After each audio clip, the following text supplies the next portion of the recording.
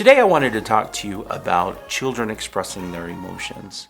Now, we live in a society where it's very difficult to express emotions or your feelings, and actually for males it's discouraged, largely because we live in a society where sharing your emotions can be shown as a form of weakness. So how does that play out for a parent and a child? When a child is trying to express how they feel about something, are parents open to that, or do they shut that down? I wanted to talk to you today mainly about being able to open up that communication and why it's important.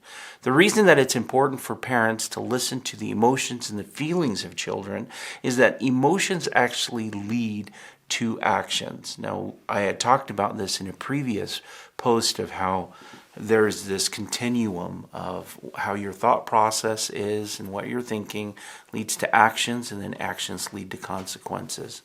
So having a child come to you and express their feelings and emotions may not be a natural thing, and it actually may be a very difficult thing for children to do.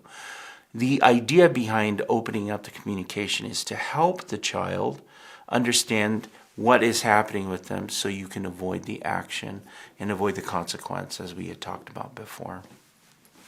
Now, how do you do that? Children don't just come out and say, I'm feeling depressed or I'm feeling low. Depending on the child, some children have the vocabulary to express their emotions, but most children do not. In fact, teenagers struggle with it, which is why you'll find they're moody, they're irritable, and then when you ask them how they feel about something, they become aggressive, they become standoffish, they don't know how to communicate. Now, for younger children, one of the best ways that I have used in working with clients that are young is to use a chart with faces on it. And you can find this on the Smarter Parenting website. The chart itself just has different emotions, and then children can point out what emotion they're feeling, and then you can begin to explore and expand on that. For older children, it's a little trickier.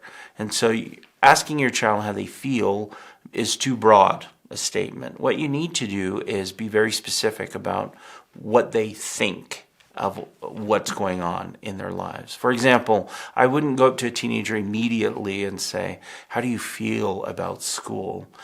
I would actually say, okay, what do you think about school? And by bringing that up first, we're actually dealing with something that's not emotion related, but we can later get into that as they describe what's happening.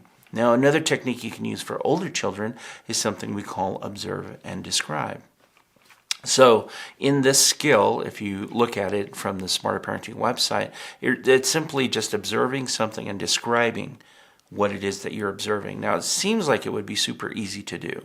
The reality is this is a tricky skill to master and to do well. So I would recommend that you actually go to the Smarter Parenting website and watch it. It's only a couple of minutes long. It's super easy. Using observe and describe with a teenager who may be hesitant or resistant to your communication, you can observe a child rolling their eyes, and then you can observe that and describe that. So I noticed that you were rolling your eyes at me when I told you what you needed to do. So tell me about rolling your eyes. Okay, so it's almost a non-direct, non-emotional approach, but it's just observing something that your child is doing at the moment and then describing that. For example, I noticed that when I asked you a question, you put your arms together like this and looked down to the ground. Okay, that actually is something that is observable and that you're using to describe what they're doing, and then it's almost like a springboard into more conversation about what's happening with your child. So those are two techniques that you can use. For younger children, I would use a chart, any feelings, emotions chart that you can find on the Smarter Parenting website. And for older children, I would use observe and describe. Just observe them, describe what they're doing, and then ask further questions or ask them to clarify what those actions are. Instead of going the route of, how are you feeling about this? What are your feelings about? Because sometimes children don't have the vocabulary to communicate that. And sometimes it's super difficult, even for adults, to express their emotions in a way that's concrete and easy to do. So you can try it with those. And I would recommend that you try it with another adult. If you're having a communication with another adult that seems to be difficult or they seem to be standoffish, observe and describe them. Just observe what they're doing, describe what they're doing, and then ask them for more details about that. Because they can't deny what they're doing, or they can deny what they're doing, but then you can observe and describe that too.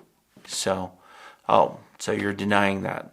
Okay, so that's what I saw you do, and now you're telling me that that's not what you're doing. So tell me about that. Okay, so they're indirect ways to actually get into feelings. Now again, this is important because what they're thinking and their thoughts will lead to actions. So if we can address thoughts, we can actually prevent negative actions from happening.